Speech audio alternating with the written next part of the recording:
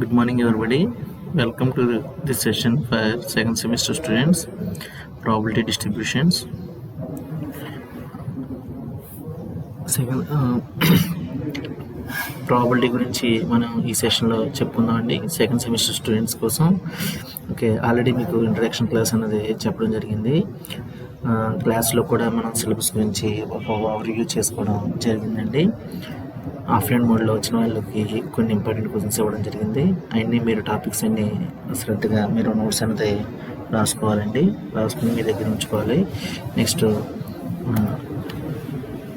Types of sample space గురించి చూద్దామండి ఇవాళ క్లాస్లో. దీస్ ఆర్ 2 types ఉంటాయండి. శాంపుల్ స్పేస్ 2 types ఉంటాయి. ఓకే, శాంపుల్ స్పేస్ అంటే అర్థం ఏంటంటే ఇక్కడ ఎంత ఏరియా అయితే ఆక్యుపై చేస్తుందో శాంపుల్స్ దాన్ని ఏమంటారు, శాంపుల్ స్పేస్ అంటారు. ఫైనైట్ శాంపుల్ స్పేస్ అని అర్థం ఏంటంటే ఏ sample space consisting of countable number of outcomes is known as finite sample space. Okay, ఒక శాంపుల్ స్పేస్లో కౌంటబుల్ నెంబర్ ఆఫ్ అవుట్కమ్స్ ఉంటే దాన్ని ఏమంటారు, ఫైనైట్ శాంపుల్ స్పేస్ అంటారు. థ్రోయింగ్ ఏ డై ఉంది, డైలో ఎన్ని ఫేజెస్ ఉంటాయి, 6 phases ఉంటాయి. అంటే మనం కౌంట్ చేయగలుగుతున్నాం కాబట్టి అదేమవుతుందండి, ఫైనైట్ శాంపుల్ స్పేస్ అవుతుంది. ఓకే, ఇన్ఫైనైట్ శాంపుల్ స్పేస్, ఈ sample space consisting of uncountable number of outcomes is known as infinite sample space. Example, total number of stars in the sky. ఇవన్నీ sample space గురించి ఎందుకు తెలుసుకోవాలంటే మనకి next random variables అనే concept వస్తుందండి. Finite random variable అంటే discrete random variable, continuous random variables అని వస్తాయి. దాని గురించి కొంచెం తెలుసుకోవడం కోసం, అవగాహన కోసం శాంపుల్ స్పేస్ గురించి మనం మాట్లాడుకుంటామండి. Okay, uncountable number of outcomes ఉంటే అది ఏమవుతుంది, ఇన్ఫైనైట్ శాంపుల్ స్పేస్ అవుతుంది. ఫైనైట్ నెంబర్ ఆఫ్ అవుట్కమ్స్ ఉంటే, కౌంటబుల్ నెంబర్ ఆఫ్ అవుట్కమ్స్ ఉంటే ఏమవుతుంది, ఫైనైట్ శాంపుల్ స్పేస్ అవుతుంది. ఓకే, మీరు ఇలా గుర్తుపెట్టుకోవాలండి.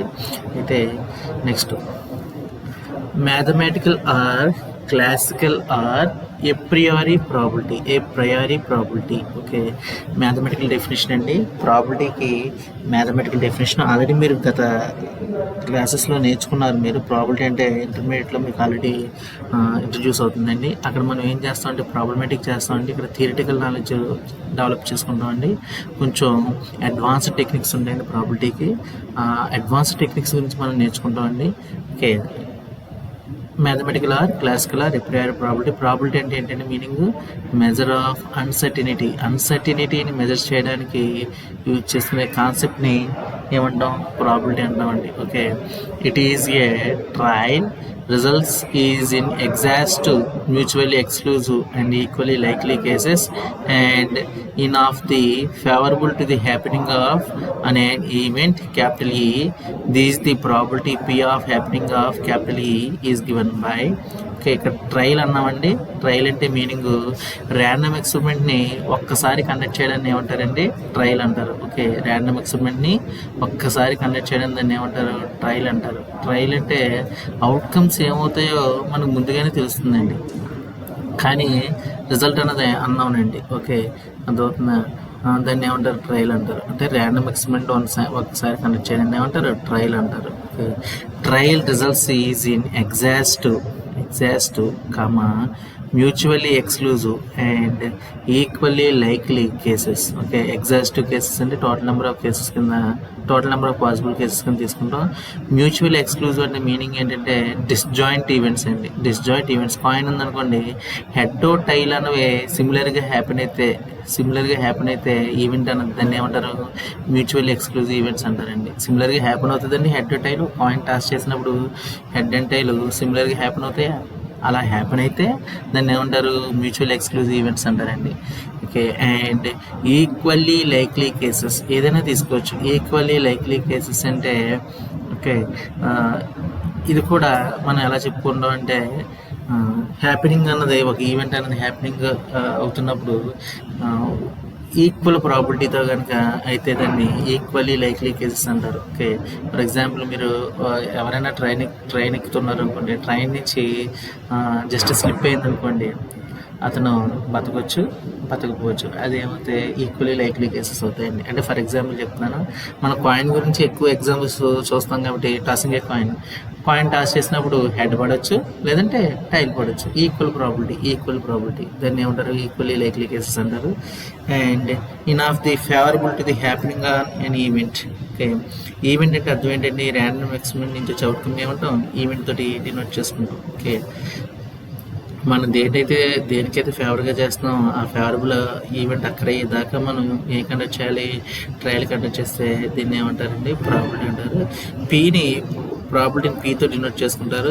హ్యాపెనింగ్ ఆఫ్ ఈవెంట్ని క్యాపిటల్ ఈతో డినోట్ చేసుకుంటామండి. పీ అంటే ఇక్కడ చూడండి, number of favourable cases by number of exhaustive cases. ఇక్కడ నెంబర్ ఆఫ్ ఎగ్జాస్టివ్ కేసెస్ తీసుకోవచ్చు, నెంబర్ ఆఫ్ మ్యూచువల్లీ ఎక్స్క్లూజివ్ తీసుకోవచ్చు, number of equally likely cases తీసుకోవచ్చు అండి. ఏదైనా మనం తీసుకోవచ్చు అండి. Okay, favourable cases to the number of exhaustive cases that is equal to m/n తో డినోట్ చేసుకుంటామండి. m less than or equal to capital N. Okay, m less than equal to small n అండి. ఇది okay, n అనేది తీసుకుంటామండి. ఈ definition ఒక చోట fail అవుతుందండి. అది ఎక్కడంటే ఈక్వల్లీ లైక్లీ కేసెస్ అన్నవి ఎక్కువ అయిపోతాయి. ఈక్వల్లీ లైక్లీ కేసెస్ అనేవి ఈ కండిషన్ దగ్గర మనకి ఏమవుతుందంటే ఈ ప్రాబిలిటీ మ్యాథమెటికల్ డెఫినేషన్ అనేది ఏమవుతుంది? ఫెయిల్ అవుతుందండి. ఓకే, అంటే ఈక్వల్లీ లైక్లీ కేసెస్ అన్న ఎక్కువ ఉంటాయి. ఇన్ఫినిటీ ఈక్వల్లీ లైక్లీ కేసెస్ ఉంటే అప్పుడు ఈ డెఫినేషన్ ఫెయిల్ అవుతుంది. ఈ డెఫినేషన్ని ఫెయిల్ అయినప్పుడు మనం ఏం చేస్తామంటే దీన్ని ఓవర్కమ్ చేయడానికి next definition statistical or empirical probability definition అనేది మనం తీసుకుంటాం. ఓకే, ఇది ఎందుకు ఫెయిల్ అయిందండి? మ్యాథమెటికల్ డెఫినేషన్ ఎందుకు ఫెయిల్ అయింది? ఈక్వల్లీ లైక్లీ కేసెస్ అప్పుడు ఎక్కువ అయితే, ఈక్వల్లీ లైక్లీ కేసెస్ ఎక్కువ అయితే అప్పుడు మనకి ఏమవుతుంది? ఈ డెఫినేషన్ ఫెయిల్ అవుతుందండి. ఓకే, అప్పుడు డినామినేటర్లో ఇన్ఫినిటీ వచ్చినప్పుడు అది ఆటోమేటిక్గా ఏమవుతుంది?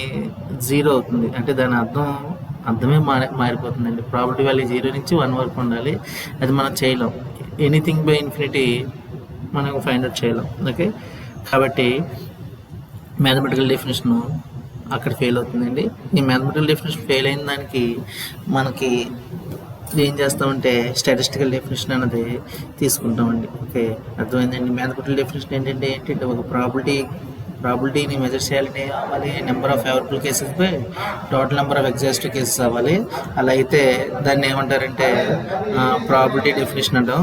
Next statistical or empirical definition అండి. It is n trials an event capital E happens in time, then the probability P of the happening of E is given by the P of E and the P of E limit n tends to infinity m/n.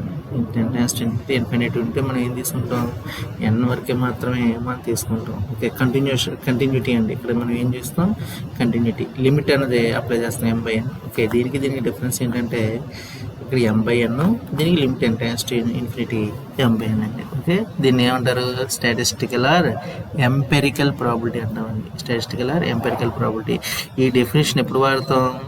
Mathematical definition fail అయినప్పుడు మనం statistical definition అనేది use చేయడం జరుగుతుందండి. Okay, next axiomatic approach to probability అండి. అంటే ప్రాబిలిటీని మనం apply చేయాలంటే మనకు కొన్ని కండిషన్స్ ఉంటాయండి.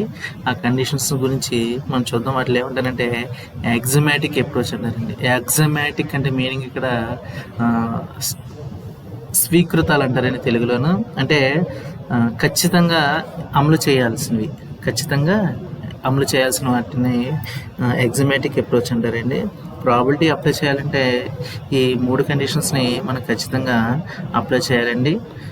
SB a finite sample space, a real valued function P from power set of capital S into capital R is called a probability function of S. Okay, real number వాల్యూస్ని మాత్రమే తీసుకుంటాం. Probability find out చేయాలంటే అన్ని ఏ values ఉండాలి? Positive values ఉండాలి. Negative వాల్యూస్కి మనం ప్రాబిలిటీ అనేది ఫైండ్ అవుట్ చేయాలి. కాబట్టి ఇక్కడ చూడండి, first condition capital A, P of capital A greater than or equal to 0 కన్నా ఎక్కువ ఉండాలి. టోటల్ ప్రాబిలిటీ వాల్యూ ఎంత అవ్వాలి? 1కి ఈక్వల్ అవ్వాలి. థర్డ్ ఏంటంటే ఏబి అన్న డిస్జాయింట్ సబ్సెట్స్ అయితే P of A and B ఏమవుతుంది? P of A plus P of B అవుతుందండి. ఓకే, P ఆఫ్ ఏ అంటే ఏంటంటే A is called probability of capital A. Probability of capital ఏని ఏకి ప్రాబిలిటీని ఎలా డిఫైన్ చేస్తాం? P ఆఫ్ ఏ కింద డిఫైన్ చేసుకుంటామండి. ఓకే, దీన్ని ఎగ్జమాటిక్ అప్రోచ్ అంటే ఫస్ట్ ఏంటి? 0 కన్నా ఎక్కువ ఉండాలి ఈవెంట్. ప్రాబిలిటీ వాల్యూ 0 కన్నా ఎక్కువ ఉండాలి. 0 అయితే పాసిబుల్ ఈవెంట్ అంటారు. 1 అయితే పాసిబుల్ ఈవెంట్ అంటారు, 0 అయితే ఇంపాసిబుల్ ఈవెంట్ అంటారు. ఓకే, టోటల్ ప్రాబిలిటీ ఎంతకి ఈక్వల్ అవ్వాలి? 1కి ఈక్వల్ అవ్వాలి. రెండు ఈవెంట్స్ని యాడ్ చేస్తున్నప్పుడు డిస్జాయింట్ సెట్స్ని యాడ్ చేస్తున్నప్పుడు P of A plus P of B అవ్వాలి. P of A union B is equal to P of A plus P of B అవ్వాలి. ఈ 3 కండిషన్స్ని మీరు చాలా జాగ్రత్తగా గుర్తుపెట్టుకోవాలి. ఓకే, నెక్స్ట్ కండిషనల్ ప్రాబిలిటీ చూడండి. ఏ బి అనేవి 2 ఈవెంట్స్ అయితే క్యాపిటల్ అండ్ శాంపుల్ స్పేస్లో P of A not equal to 0 ఇవ్వాలి. Then the probability of capital B after the event capital A has occurred is called the conditional probability of capital B given capital A and is generated by P of B given A. We can define probability of P of A given B. Okay, ఇక్కడ P of B given A అంటే అర్థం A is already happened అని అర్థం అండి. Okay, A is already happened అని అర్థం. ఇక్కడ P of A given B అంటే B event is already happened అని అర్థం. ఓకే, అంటే ఏ ఈవెంట్ ఆల్రెడీ హ్యాపెన్ అయినప్పుడు మనకి బి ఈవెంట్కి ప్రాబిలిటీ ఫైండ్ అవుట్ చేయడాన్ని ఏమంటారంటే conditional probability of B given A అంటామండి. కండిషన్ స్పెసిఫై చేస్తున్నామండి. 2 ఈవెంట్లు ఉన్నాయి, ఏ బి అనే 2 ఈవెంట్స్ ఉన్నాయి. ఓకే, ఏ అన్నది ఆల్రెడీ హ్యాపెన్ అయిపోయింది. ఇప్పుడు నెక్స్ట్ ఏం హ్యాపెన్ అవ్వాలి? బి హ్యాపెన్ అవ్వాలి. అప్పుడు ప్రాబిలిటీ ఏమవుతుంది? బి గివెన్ క్యాపిటల్ ఏ అవుతుంది. కండిషన్స్ స్పెసిఫై చేసుకుంటామండి. That is equal to formula ఏంటంటే P of A intersection B by P of A.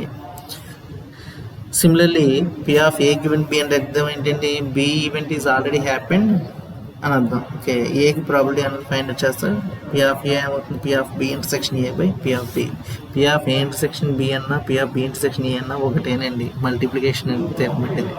Okay, అందువలన ఇదండి వీటిని కండిషనల్ ప్రాబిలిటీ యొక్క డెఫినేషన్ కింద మనం తీసుకుంటామండి. ఓకే, నెక్స్ట్ ఇంపార్టెంట్ థీరం అండి, addition theorem of probability for 2 events యొక్క ఎడిషన్ థీరం అన్నది మనం చూద్దామండి. ఏ బి అన్నవి 2 ఈవెంట్స్ అయితే శాంపుల్ స్పేస్ అన్నది రాసుకున్నాం. చూడండి, ఇక్కడ వెన్ డయాగ్రమ్ ఏ థీరం చేసినా మీకు వెన్ డయాగ్రమ్ అన్నది ఐడియా ఉంటే ఈజీగా థీరం మీరు చేయగలుగుతారు. ఓకే, కొంచెం ప్రాబిలిటీ రావాలంటే మీకు సెట్ థియరీ కూడా కొంచెం ఐడియా ఉండాలండి. ఓకే, ఏ బి అన్నవి 2 ఈవెంట్స్ తీసుకున్నప్పుడు అండ్ ఆర్ నాట్ డిస్జాయింట్ అంటే విడివిడి ఈవెంట్స్ కాదు, వివర్జిత ఘటనలు కాదు. ఓకే, ఏ వేరు బి వేరు అంటే ఈ 2 కలిపి తీసుకుంటున్నాం అండి, సమ్ చేస్తున్నాం. అందుకని నాట్ డిస్జాయింట్ అన్నారు. డిస్జాయింట్ సెట్స్ అంటే ఏమవుతుంది? ఏ ఇంటర్సెక్షన్ బి అన్నది 0 అయితే అప్పుడు ఏబి అనేవి ఏమవుతాయి? డిస్జాయింట్ సెట్స్ అవుతాయి. నాట్ డిస్జాయింట్ సెట్స్ అంటే అర్థం ఏంటి? 2 కలిపి ఉన్నాయని అర్థం అండి. Okay, then P of A union B is equal to P of A plus P of B. మధ్యలో ఉన్న కామన్ ఎలిమెంట్స్ ఏమవుతాయి? P of A intersection B అవుతాయండి. ఓకే, ఇది ప్రూవ్ చేయాలండి మనం, ఓకే, మనకి ఏ యూనియన్ బి అంటే అర్థం తెలుసు కదా. ఏ యూనియన్ బి ప్లేస్లో మనం ఏం రాసుకున్నాం? ఏ బార్ ఇంటర్సెక్షన్ బి రాసుకోవచ్చు కదండి. మధ్యలో కామన్ ఎలిమెంట్ ఏమవుతుంది? ఏ ఇంటర్సెక్షన్ బి అవుతుందండి. ఇక్కడ బి యొక్క ఎలిమెంట్స్ ఉన్నాయి, ఏలో లేని ఎలిమెంట్స్ ఇందులో ఉన్నాయి. అందుకని ఏ కాంప్లిమెంట్ ఇంటర్సెక్షన్ బి అని తీసుకున్నాం. ఇక్కడ ఏమవుతుంది చూడండి, ఏ ఎలిమెంట్స్ ఉన్నాయి, బిలో కొన్ని ఎలిమెంట్స్ ఉన్నాయి, అందుకని బి కాంప్లిమెంట్. మధ్యలో ఏముంది? A intersection B. అంటే ఏలోను బిలోను మధ్య ఉన్న కామన్ ఎలిమెంట్స్ అండి. కామన్ ఎలిమెంట్స్ని తీసుకుంటామండి. ఓకే, వెన్ డయాగ్రమ్ మీరు బాగా రాయాలి. ఇప్పుడు చూడండి, బి ప్లేస్లో మనం ఏం రాసుకున్నాం? ఏ బార్ ఇంటర్సెక్షన్ బి రాసుకున్నాం. మీకు చూడండి, బోత్ సైడ్స్ ప్రాబిలిటీ అప్లై చేస్తే ప్రాబిలిటీకి ఏ నేచర్ ఉంటుందండి? ఎడిటివ్ నేచర్ ఉంటుందని ఎగ్జమెటిక్ అప్రోచ్ 3rd ప్రాపర్టీలో నేర్చుకున్నారు. 2 ఈవెంట్స్ ఉంటే వాటిని కలపాలి. 2 ఈవెంట్స్ యొక్క ప్రాబిలిటీని ఏం చేయాలి? కలపాలి. అంటే ప్రాబిలిటీకి ఏ నేచర్ ఉంటుంది? ఎడిటివ్ నేచర్ ఉంటుందని మీరు చూసుకోవాలండి. అంటే ఏ యూనియన్ బికి is equal to A union A bar intersection బికి మీరు బోత్ సైడ్స్ ఏం అప్లై చేస్తారు? ప్రాబిలిటీ అనేది అప్లై చేస్తారు. Since A and A bar intersection B disjoint, A and A bar intersection B 2 డిస్జాయింటే కదండి. ఇది వేరు సెట్ కింద మనం రాసుకున్నామండి. Okay, both sides probability apply చేస్తే ఏమవుతుంది? P of A and B is equal to P of A plus P of A bar intersection B. P of A plus P of A bar intersection B, P of A intersection B చేత minus చేసి plus చేసాం. Okay, మీరు ఎందుకు జరిగిందండి ఇలా minus plus ఎందుకు చేశారన్న లాజిక్ని మీరు అడగకూడదండి. ఎందుకంటే P of A bar intersection B okay మన బ్యాలెన్స్ చేసుకుంటున్నాం అండి. మనకి ప్రూఫ్ రావడం కోసం మనం బ్యాలెన్స్ చేస్తున్నామండి. ఓకే, అర్థమవుతుందా? P of A intersection B minus P of A intersection B చేత కామన్ ఎలిమెంట్ చేత మనం బ్యాలెన్స్ చేస్తాం. ఓకే, మనకి సింప్లిసిటీ కోసం, సింప్లిఫికేషన్ కోసం okay P of A plus ఈ రెండు P of A bar intersection B plus P of A intersection B minus P of A intersection B. A bar intersection బిని A intersection బిని కలిపామనుకోండి ఏమవుతుంది? A bar intersection బిని A intersection బిని కలిపామనుకోండి ఈ రెండింటిని కలిపితే ఏమొస్తుంది? బిఎన్ ఈవెంట్ వస్తుందండి. ఏ ఈవెంట్ వస్తుంది? బిఎన్ ఈవెంట్ వస్తుంది. ఓకే, ఈ రెండు డిస్జాయింట్ సెట్స్ అనేవి తీసుకున్నాం కాబట్టి P of A plus P of B minus P of A intersection B అని మనం ప్రూవ్ చేసామండి. దీన్ని ఎడిషన్ థియరం ఫర్ 2 ఈవెంట్స్ అంటారు. Okay, addition theorem for 2 events. Next వచ్చే ఎన్ ఈవెంట్స్ కూడా సేమ్ ఇలాగే ఉంటుందండి. కానీ ఎన్ ఈవెంట్స్కి చేసేటప్పుడు కాంబినేషన్ కొంచెం జాగ్రత్తగా చూసుకోవాలండి. ఓకే, నెక్స్ట్ కొన్ని థియరమ్స్ ఉన్నాయండి. కొన్ని థియరమ్స్ గురించి చూద్దాం. The probability of the impossible event phi is 0, that is P of phi is equal to 0. Okay, impossible ఈవెంట్కి ప్రాబిలిటీ ఏమవుతుందంటే 0 అవుతుందంటే అండి. ఓకే, అది ఎలా అవుతుందన్నది చూద్దాం. ఒక శాంపుల్ స్పేస్ అనేది తీసుకున్నాం. పై అన్నాక ఇంపాసిబుల్ ఈవెంట్ తీసుకున్నాం. ఓకే, ఎస్ యూనియన్ పై, ఎస్కి పైకి యూనియన్ చేస్తే మనకి ఏమవుతుంది? ఎస్ వస్తుంది అండి. ఓకే, పై అంటే ఏంటి? ఏమీ లేదు, 0 కదండి. ఓకే, ఎస్కి పైకి యూనియన్ చేస్తే ఎస్ వస్తుంది. ఎస్కి పైకి మధ్య కామన్ ఎలిమెంట్స్ ఏమన్నాయా? లేవు, 0 అని మనం ఎంత డినోట్ చేసుకుంటాం? పైతో డినోట్ చేసుకుంటాం. కానీ మనకి కింద కండిషన్ అవసరం లేదండి. ఎస్ ఇంటర్సెక్షన్ పై ఈజీగా పై అనేది అవసరం లేదు. మనకి ఎస్ యూనియన్ పై ఈజీగా ఏం కావాలి? ఎస్ కావాలి. ఎస్ కావాలి కనుక బోత్ సైడ్స్ ప్రాబిలిటీ అప్లై చేస్తే అవుతుంది. P of S union phi is equal to P of S అవుతుంది. P of S union phi అంటే చూడండి, ఎస్ పై అని రెండు డిస్జాయింట్ సెట్స్, మధ్యలో ఏ జాయింట్ లేదు, నా కామన్ ఎలిమెంట్స్ లేవు కాబట్టి డిస్జాయింట్ సెట్స్ కనుక మనకి ఏమవుతుంది? P of S plus P of phi is equal to 1 by axiomatic definition of property ప్రకారం రాసాం. P of S is equal ఎంతండి? P of phi is equal ఎంత అవుతుంది? 1 మైనస్ పి ఆఫ్ ఎస్ అవుతుంది. P of S అంటే ఏంటి? Sample space total property value ఎంతండి? 1. Okay, 1 minus 1 అంటే 0. P of phi is equal ఏమవుతుందండి? 0. P of phi is equal to 0 అండి. ఓకే, అర్థమవుతుందండి. ఇది ఇంపాసిబుల్ ఈవెంట్కి ప్రాబిలిటీ వాల్యూ 0. ఓకే, ఈ చిన్న థియరమ్స్ అన్ని మీరు కాన్సన్ట్రేషన్గా వినాలండి. ఎందుకంటే ఒక్కోసారి 2-3 చిన్న థియరమ్లు కలిపి ఒక పెద్ద థియరం కింద అడిగే అవకాశాలు ఉన్నాయండి. ఓకే, నెక్స్ట్ ఫస్ట్ థియరం ఏంటి? ఇంపాసిబుల్ ఈవెంట్కి ప్రాబిలిటీ వాల్యూ ఎంత? 0. ఓకే, ఇది అలాగే చేసాం. నెక్స్ట్ రెండో థియరం చూడండి. The probability of the complement of an event capital A is given by P of A complement is equal to 1 minus P of A.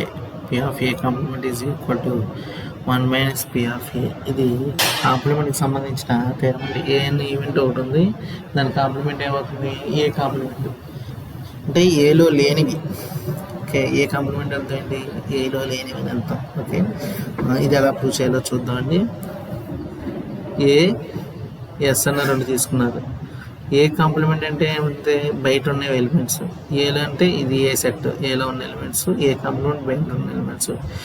A union A complement, ఏకి ఏ complement రెండు కలిపామనుకోండి మనకి ఏమొస్తుంది? Yes వస్తుంది. క్లియర్గా తెలుస్తుంది కదండి. Next ఏకిని ఏ కాంప్లిమెంట్కి మధ్య common ఎలిమెంట్లు ఏమైనా ఉన్నాయా? ఏమీ లేవు. కామన్గా ఉంటే మనం కాంప్లిమెంట్ ఎందుకు తీసుకోం కదా. కామన్గా ఎలిమెంట్లు ఏం లేవు. ఓకే, పై ఫస్ట్ది ట్రీట్ చేసుకుంటాం. కామన్ ఎలిమెంట్ల గురించి మనం స్టడీ చేయాలి. ఫస్ట్ తీసుకుందాం. P of A union A complement is equal to P of S. ప్రాబిలిటీకి ఏ నేచర్ ఉందండి? ఏ రిటూ నేచర్ ఉంది కాబట్టి యూనియన్ వల్ల ఏమవుతుంది? ప్లస్ అవుతుందండి. టోటల్ ప్రాబిలిటీ వాల్యూ ఎంత అవుతుంది? 1 అవుతుందండి. నెక్స్ట్ మనకి ఏం కావాలి? P of A complement is equal ఏమవుతుంది? 1 మైనస్ పి ఆఫ్ ఏ అవుతుందండి. ఓకే, ఇది థియరం నెంబర్ 2 అండి. ఓకే, అవుతుందండి. ఈజీ థియరమ్స్ అండి అన్ని. ఓకే, ఇది నెక్స్ట్ థర్డ్ థియరమ్ అండి. For any two events capital A and capital B defined on the sample space capital S, P of A bar intersection B is equal to P of B minus P of A intersection B. ఈ theorem రావాలంటే మీకు addition theorem for two events చెప్పాను చూడండి friend, అది వస్తే ఇది ఈజీగా మీకు అర్థమవుతుందండి. ఓకే, ఇక్కడ ఏబి అన్న రెండు నాన్ డిస్జాయింట్ సెట్స్ అండి. ఏం సెట్స్ అండి? నాన్ డిస్జాయింట్ సెట్స్ తీసుకున్నారు. ఏ ఇంటర్సెక్షన్ బి కాంప్లిమెంట్ ఉంటుంది, ఇక్కడ ఏ బార్ ఇంటర్సెక్షన్ బి ఉంటుంది, మధ్యలో ఏముంటుందండి? ఏ ఇంటర్సెక్షన్ బి ఉంటుందండి. A intersection B common elements అనేవి వస్తాయండి. ఓకే, వెన్ డయాగ్రామ్ ద్వారా మనం ఏం చేయొచ్చండి, బి కావాలనుకోండి మనం రాసుకోవచ్చు A intersection B union A bar intersection B కింద మనం రాసుకోవచ్చండి. ఓకే, బోత్ సైడ్స్ మనం ప్రాపర్టీ కనుక అప్లై చేస్తే P of B is equal ఏమవుతుంది, P of A intersection B plus P of A bar intersection B అవుతుంది. మనకి ఏం కావాలి, P of A bar intersection B కావాలి. P of A bar intersection B అంటే ఏమవుతుంది, పి ఆఫ్ బి మైనస్